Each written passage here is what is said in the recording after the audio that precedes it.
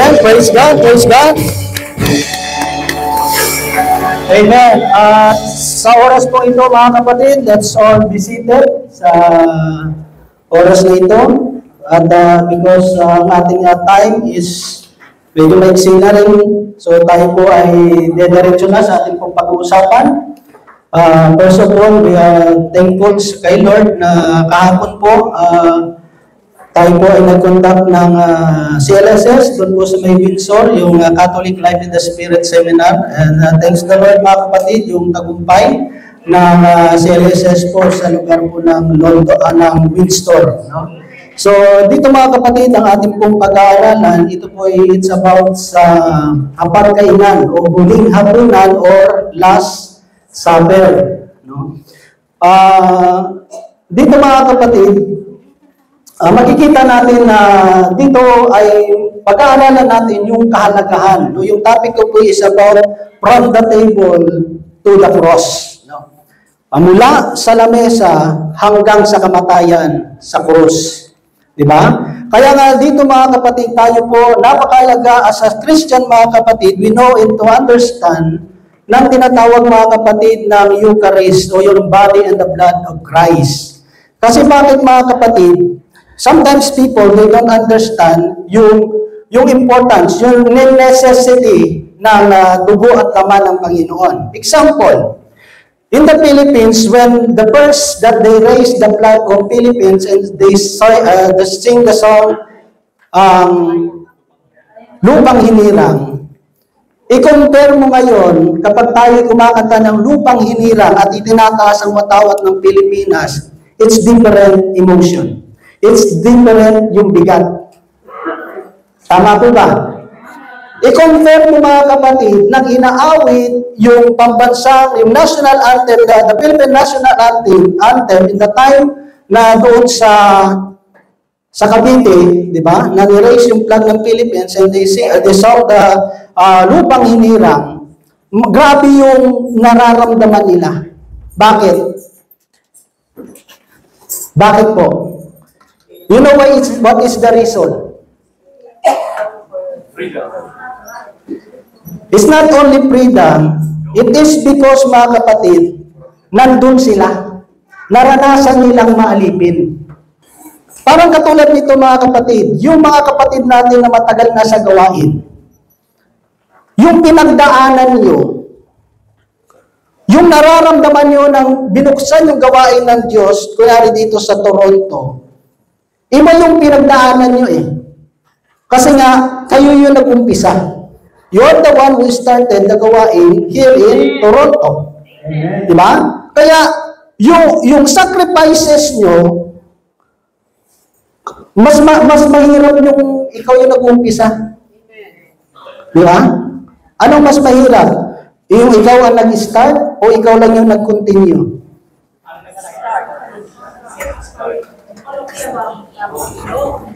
May magkaiba yun mga kapatid. Magkaiba yun. Diba? Magkaiba yun. So may kita natin dito mga kapatid, dito sa mga alagad mga kapatid, sa mga early Christian, talagang grabe yung kanilang pagpapahalaga sa dugo at katawan ni Jesus. Bakit? Because they saw how our Jesus Christ suffered on the cross. Amen. Kasi nandun sila mismo, they witness. They witness how Jesus suffered, mga kapatid, sa cross para i-give to serve the best meal. Amen po ba? Amen. Para ma-serve yung best meal na yung mga kapatid, he need to sacrifice himself. Kasi nga bakit mga kapatid, gayon tayo kamahal ng Diyos. That's how God, mga kapatid, yung great love niya sa bawat isa po sa atin. Kaya may kita natin doon mga kapatid, hindi po basta-basta yun. Kaya nga nasabi ni Lord, ito ang aking katawan, ito ang aking tubo na ibubuhos at ibibigay sa inyo. So dito mga kapatid, may kita natin dito yung pinapakita niya, ito yung daranasin ko. Maybe yung iba parang question sa kanila, how can Paano kaya maibibigay ni Jesus yung kanyang dugo, yung kanyang laman para aming kainin?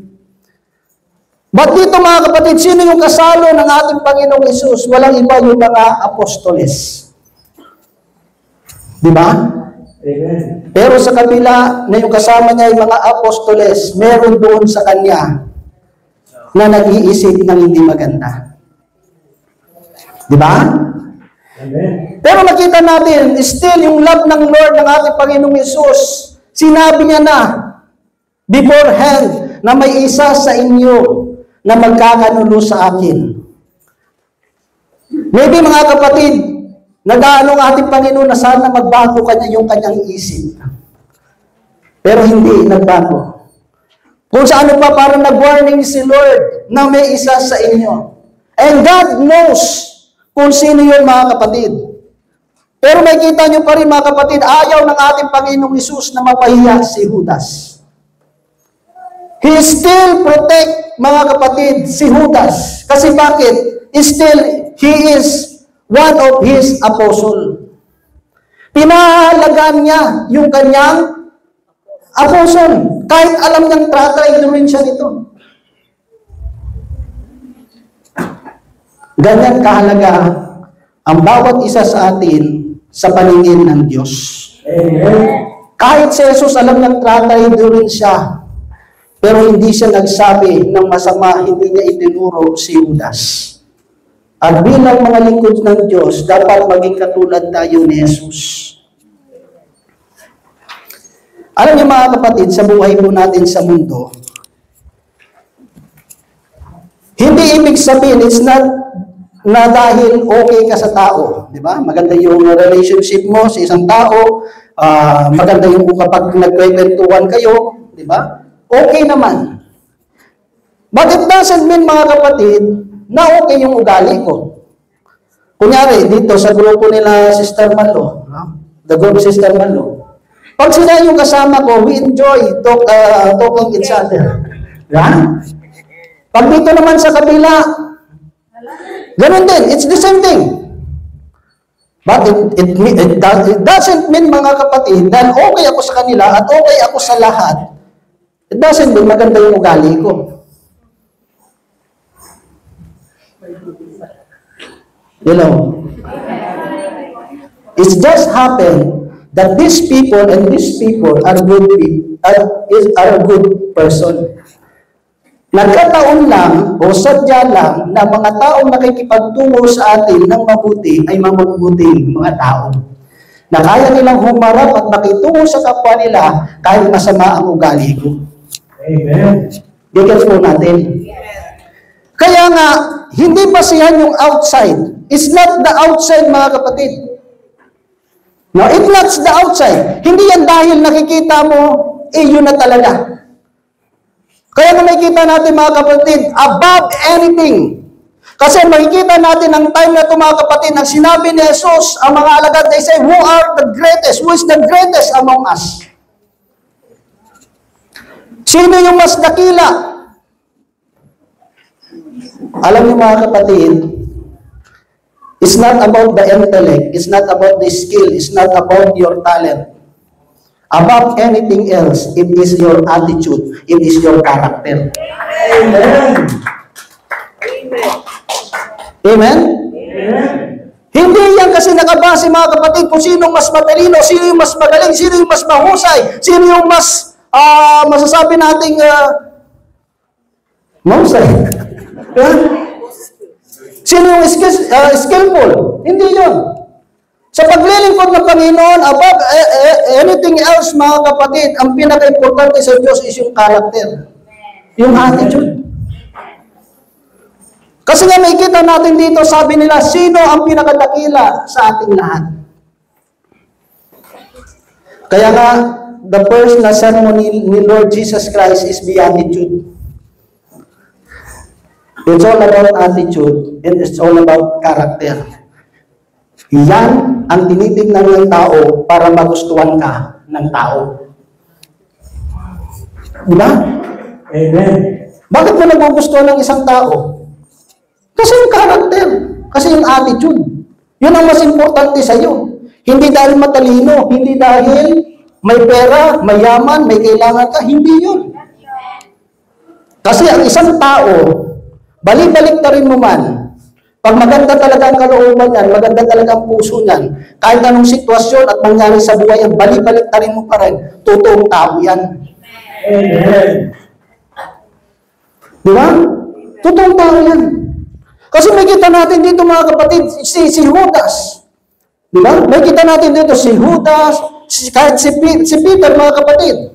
But ang kagandahan kay Pedro mga kapatid, nang siya ay nagkasala, nandun yung kanyang pag-amin. Di ba? It's all about the test of the character mga kapatid. Buhay ba ang ating Panginoong Hesus? Nag-ano na sino kaya ang papalit kay Jesus?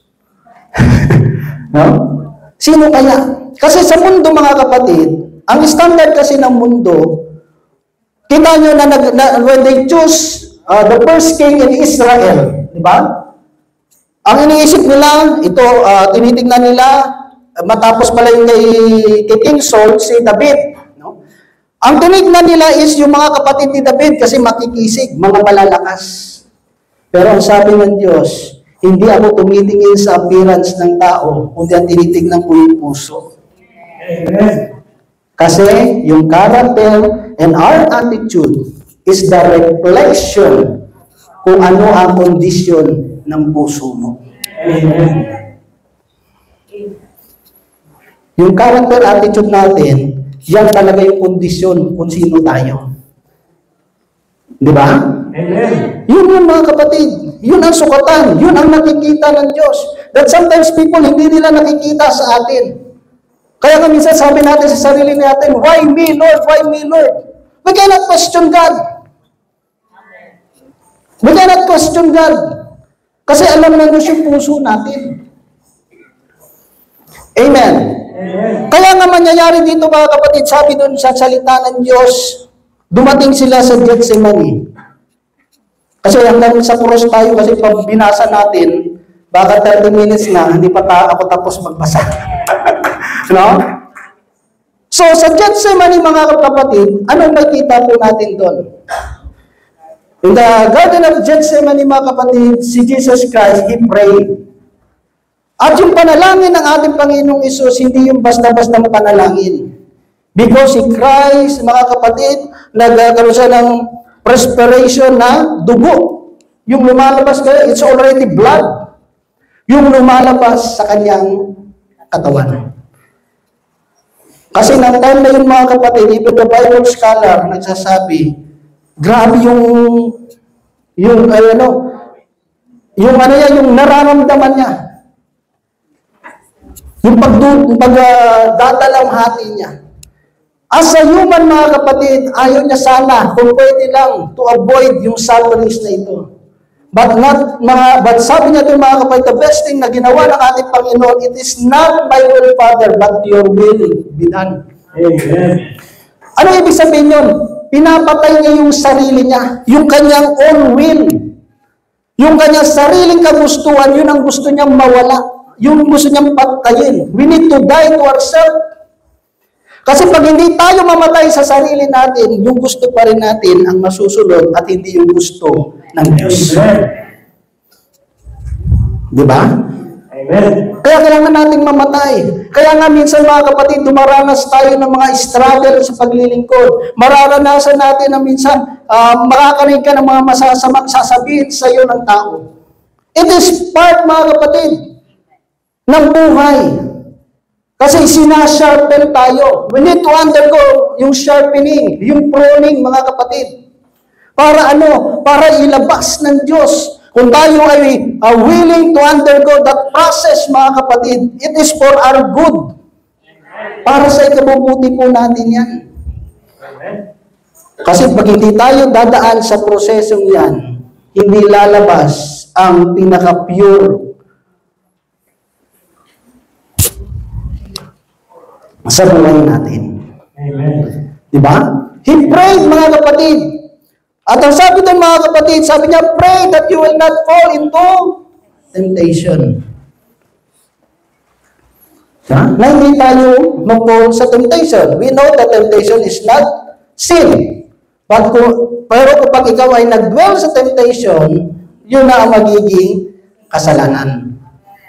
That's why we need to keep on praying. Napakalata as a Christian, mga kapatid, as a believer of Christ, mga kapatid, we continue to pray sa Diyos.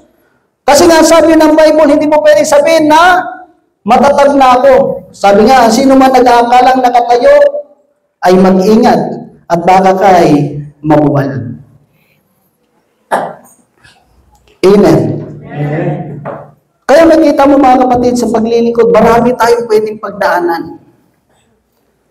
Pero yung mga bagay niyan, mga kapatid, it's a part ng paglilingkod kasi gusto ng Diyos tanggalin yung mga masasama na pag-uugali, karakter sa buhay natin. Amen. Kasi itong mga bad character na ito, mga kapatid, it will not help you to come closer to God.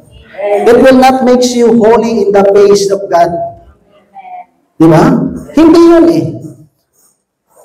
Kasi as a follower of Christ, mga kapatid, dapat makita sa atin si Kristo. Di ba? Amen. Tingnan mo yung katabi mo. Sino ang nakikita mo?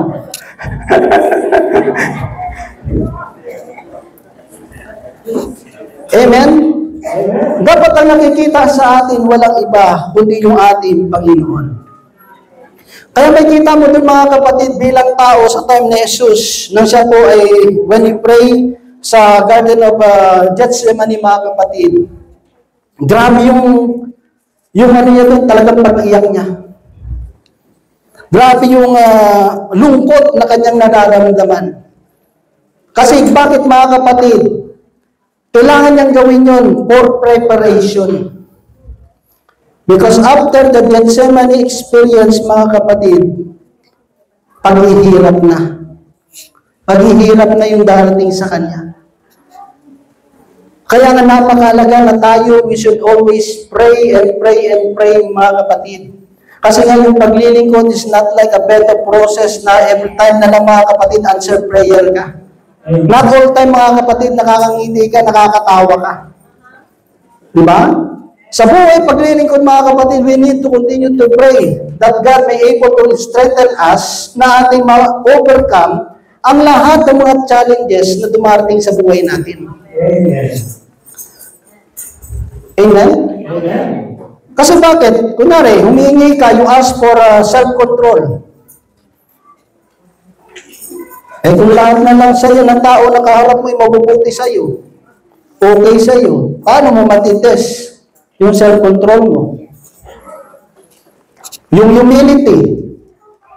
Di ba? Madali lang sabihin, ako, may humility ako. Alam mo, pag sinabi mo may humility ka, ibig sabihin niya, wala ka niyan. Yeah. Yung pagsabi mo pa lang na may humility ka, it's already contradicting. It means you don't have humility. Kasi ang tao may humility, hindi nagsasabi. Amen.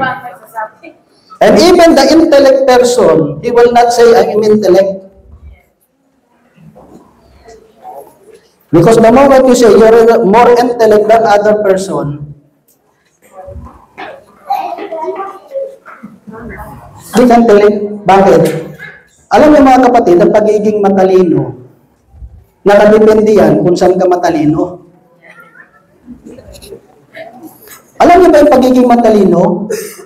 Hindi yan nakadepende how many diploma, certificate, how many doctorate that you been finished or been through. Di ba? O went through. Kasi nakadepende yan eh, kung saan ka matalino.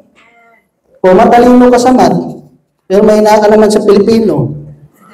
It means, nakadepend, it's depend kung saan yung talino mo. Kahit ito, sabihin natin, mangingisda, ito farmer. Kahit ako nakapagtapos, kung nga, nilagay ko nakapagtapos ako kasi undergraduate na ako. Hindi ko masasabing mas matalino ko sa farmer sa mga fishermen.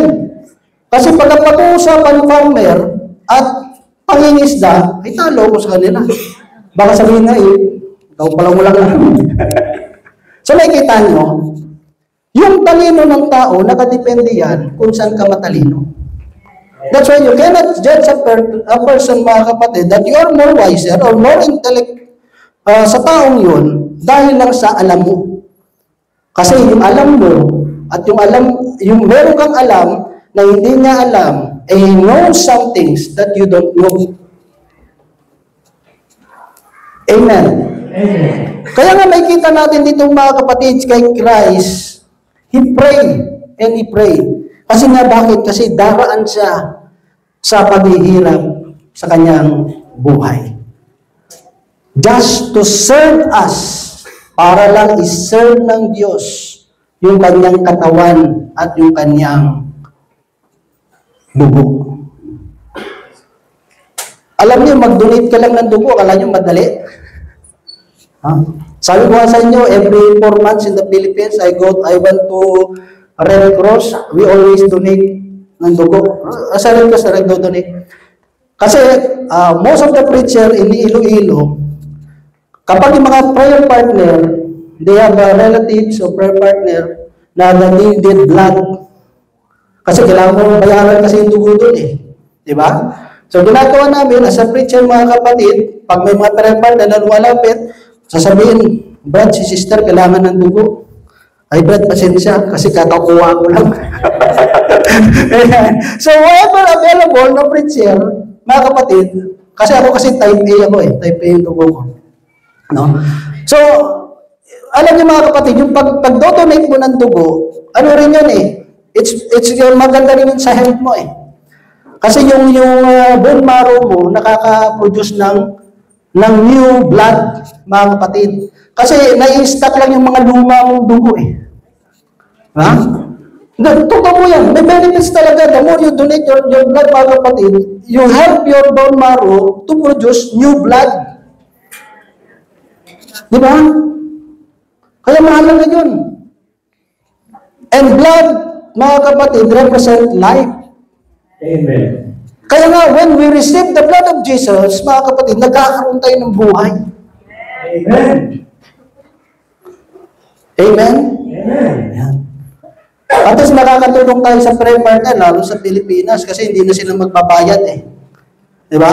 So, dito mga kapatid kasi Panginoon, hindi po madali yun. Yung proseso na darating sa Kanya. Bakit? Those people, mga kapatid, na pinagaling ng ating Panginoon, those people who experience the goodness, the healing, yung faithfulness ng Diyos, they are also the one who crucified. Who say, ipako sa krus, ipako sa krus. Yan ang reality ng buhay. May mga taong natutulungan ka, na tinutulungan mo. May mga tao gagawan mo ng mabuti. May mga tao na gagawan mo ng maganda. But the return, mga kapatid, hindi maganda ang gagawin sa iyo. May ganun talaga mga kapatid. There's some lots of people na hindi sila grateful. Katulad ng alibugang anak mga kapatid. The problem with this yung alibugang anak mga kapatid, he's not grateful doon sa tatay niya. Kasi bakit? Ang iniisip na lang kasi yung sarili niya. Amen? Amen. Yung kanya lang tinitingnan yung sarili niya, I want yung my inheritance sa tatay ko. And after he received his all inheritance mga kapatid, he departed. Wala na siyang pakialam sa tatay niya, wala na siyang pakialam sa kapatid niya. Kasi bakit mga kapatid? Kasi nga, na-receive niya na eh. No? Umalis siya. But then, he realized dun sa kanyang ginawang iyon na siya ay nagkamali. Di ba? Amen. Kaya dito makikita natin mga kapatid yung pinagdaanan ng ating Panginoon even in when facing Pontius Pilate, si Pilato. Di ba? Yung mga taong ginawa ng mabuti ng ating Panginoon, sila yung sabi, ipako yan sa krus. Kasi mga kapatid, ano yung pagpipilian ni Poncio Pilato ng time na yon? Kasi dalawa lang yung pwedeng piliin Poncio Pilato ng time na yon? Public of order or justice? You need to choose. Kailangan ba justice or public order? Pag si Pilate, he chose justice, he need to release Jesus. Kailangan niyang pakawalan si Jesus. Kasi alam niya rin na si Jesus ay walang kasalanan. But pag yun ang chinus niya at yun ang pinili niya, there will be chaos. Hindi magkakaroon ng public order. So nung ipipiliin ko, public order or justice? Kaya minsan sa paglilingkod mga kapatid, parang pakiramdam natin parang hindi tayo nagkakaroon ng katarungan sa buhay. Na ginawa ko ng lahat, nagpakasipag na ako sa paglilingkod sa Panginoon, bakit parang hindi pa rin ako na-answered prayer? Diba? Tumulong na ako sa kapwa ko, ginawa ko naman ang lahat, pero bakit ganito pa rin yung nare-receive ko? Parang nakakaramdam ako ng injustice sa buhay ko.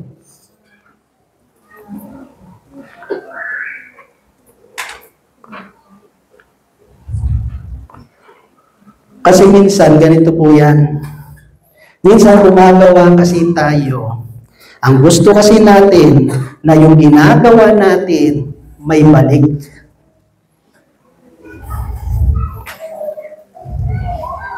Hello? Totoo. Katulad nito, kunyari, tinulungan ko si Brother Mon, and I expect na mag-ano siya, magre-return sa akin ng ginawa ko sa kanya. So kung tinulungan ko si Brother Mon, at yung expectation ko is, magbabalik din siya na kabuti ang ginawa ko sa kanya at hindi niya ginawa, pakiramdam ko, parang hindi yata makatarungan yun. Tama ko ba? Amen. Pero kung tinulungan ko si Brother Mon, mga kapatid, without any expectation ng return, mga kapatid, balikan niya man ako, hindi ako makakapil ng parang hindi makatarungan.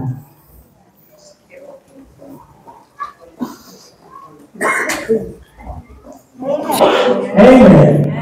Di ba? So may kita natin mga kapatid. Kasi nga, ang Bible, mga kapatid, nagtuturo sa atin, mga kapatid, kung paano ka magtutulong sa kapwa mo. It's always the character, it's always the attitude, it's always the moral ng tao. That's why, mga kapatid, one of my favorite book in the Bible is Proverbs. If you always read Proverbs, even the mga ngaran, Ecclesiastic, mga kapatid, marami kang matututunan dyan.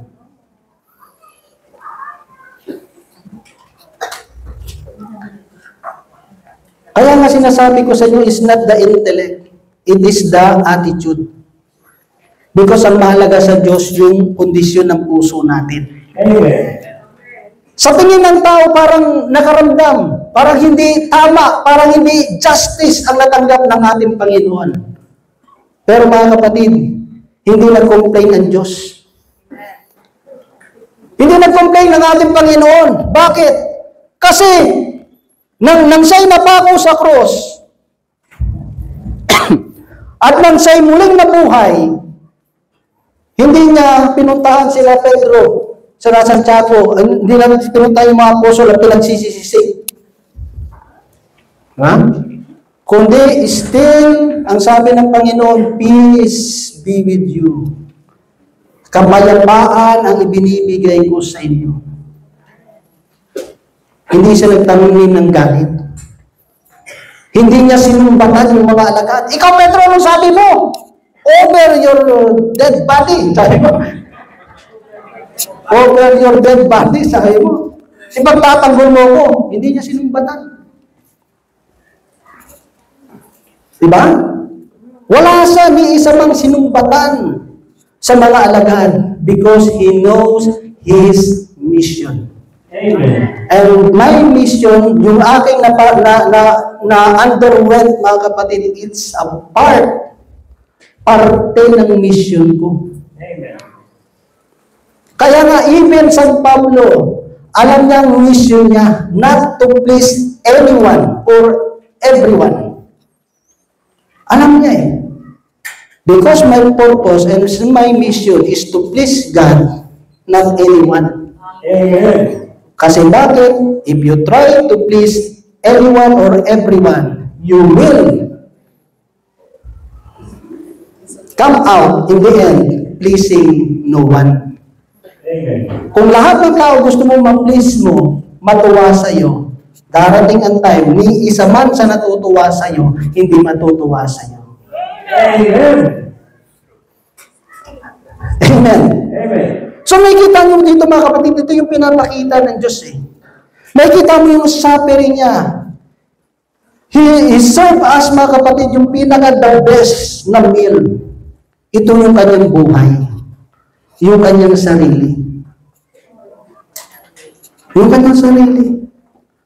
Kaya nga selfless love. Yung kanyang mga kapatid, ginagawa ko ito, hindi para sa sarili ko, kundi ginagawa ko ito para sa tao, sa kanyang create. Di ba? Amen. Kung isipin naman natin, hindi naman kailangan gawin ng Diyos yun eh. Sino ba tayo? Ha? Sino ba tayo? Pero may kita mo, kahit na tayo'y tao lang, pero mahalaga tayo sa Diyos. Amen. Di ba? So, ganoon din mga kapatid, yung dapat maging puso po natin bilang tayo po ay nagsiserve sa Panginoon. Na tayo, bilang nagsiserve sa Panginoon, mararanasan natin yung mga bagay na ito. Mararanasan mo na may mga tao hindi ma-appreciate yung ginagawa mo. May mga tao minsan hindi na nakikita yung ginagawa mo. Alam mo, hindi naman tayo naglilingkod dito para sa paglilingkod, para magpakita lang. Amen. Di ba? Amen. Kasi ang Diyos, mas nakikita niya yung mga bagay na ginagawa mo na hindi nakikita ng iba. Amen. Amen. Amen. So sa oras na ito mga kapatid, ito yung bagay na gusto ipaabot ng Diyos po sa atin. Narito yung kanyang katawan, narito ang aking dugo. Sinabi niya sa mga alagad, pag salo-salo nyo, pinag-ati-ati ito. At yung completeness nyon, yung katuparan ng lahat na yon, pinakita ng Diyos sa krus ng Kalbaryo. Amen. Di ba? Amen. Kasi nga doon natin may kita na yung grabing pag-ibig, yung grabing pagmamahal ng Panginoon. Doon na eh. Nobody can question the love of God kasi nandun sa krus ng Kalbaryo. Yun na yung prueba eh. Ito, sinakripisyo niya yung sarili niya para sa iyo at para sa akin. Amen. Sa totoo lang, yung ginagawa natin sa Panginoon, konti nga lang to eh. Amen. Yung iba nga ayaw na mainitan eh. Ha? Yung iba galing sa Hong Kong, galing sa Pilipinas, minsan nainitan, nauulanan, di ba? Wala naman sa'yo, wala naman pakialam ka doon kung mainitan ka man. Kung pagpawisan ka man, di ba? Pero minsan, pag medyo nasasanay na tayo sa medyo, wow, medyo cool, no? Mainit-initan lang tayo ng konti, reklamo na tayo. Pero nang nandun ka wala ka pa dito sa Canada, okay lang sa'yo. Di ba? Pero pag medyo naiinitan na tayo, nakakaramdam na parang pinagpapawisan na tayo, parang hindi na tayo komportable. Parang sabihin natin, ano ba naman itong paglilingkod na to? Hindi man lang namin, parang ano na, parang naghahanap na tayo ng comfort. Di ba? Kahit ba ng mga konting sakripisyo, parang ayaw na natin. Pero ang ating Panginoon nagpakita ng best example ng kanyang buhay mga kapatid. Hindi lang yun nagtapos sa krus ng Kalbaryo. Kundi kahit matapos siyang mamatay at muling nabuhay mga kapatid, patuloy niyang ipinakita yung kanyang lubos na pagmamahal every time we come to the Mass and receive His body and His blood. Amen. Amen? So dito mga kapatid, tayo po ay tumayo.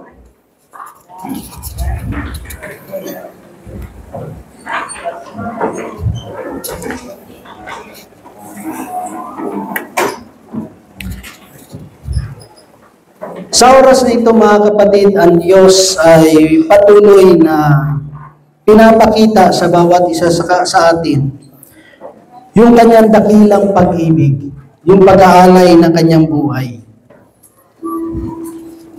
Na sa kabila ng kanyang pinagdaraanan, sa kanyang lahat ng dinanas, na sa kabila ng kanyang kabutihan, sa kabila ng kanyang katapatan, sa kabila ng mga kanyang pinagaling, those people who experience the blessing, the goodness, the faithfulness ng Lord sa buhay nila. Pero sa kabila niyon, tinaligdan nila ang Diyos.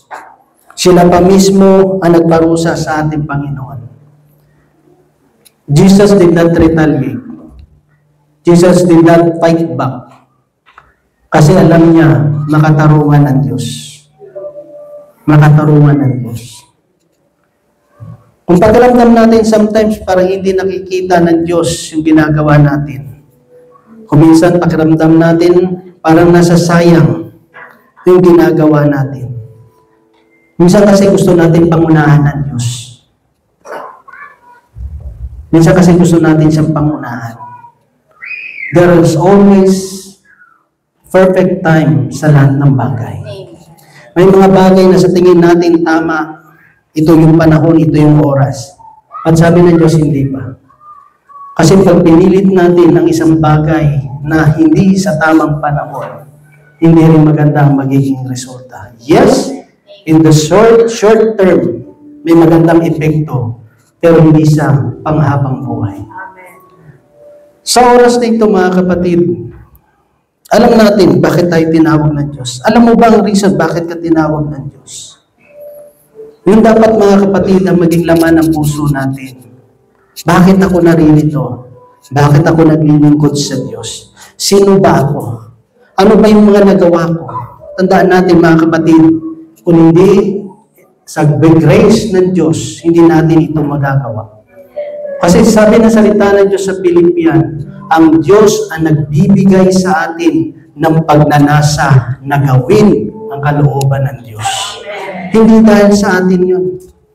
Kasi kung sarili lang natin ang iisipin natin at susundin, wala tayo dito. Alam mo, iba sa atin pagod. May mga plano tayo na gagawin every weekend. Pero bakit ka naririto? Kasi yun ang nilagay ng Diyos sa puso mo. Yun ang nilagay ng Diyos sa puso ko. At yung bagay na yun, yun ang nagbibigay sa atin ng tunay na kasiyahan. Yun ang tunay nagbibigay sa atin ng tunay na kaligayahan. Kasi alam natin na kapag inuna natin ang Diyos, tayo ay makakatanggap ng mga pagpapala ng Diyos. Sa oras na ito mga kapatid, hayaan natin ipasearch sa Diyos ang ating mga puso. Hindi yung kakayanan mo ang nakita ng Diyos. It's not about your intellect. It's not about your skill. It's not about the works of your hand. It is your attitude. It is my attitude. It is my character. It is my morals. Yun ang hinahanap ng Diyos. Yung tayo ay gumagawa dahil ito yung kondisyon ng ating mga puso. Hallelujah.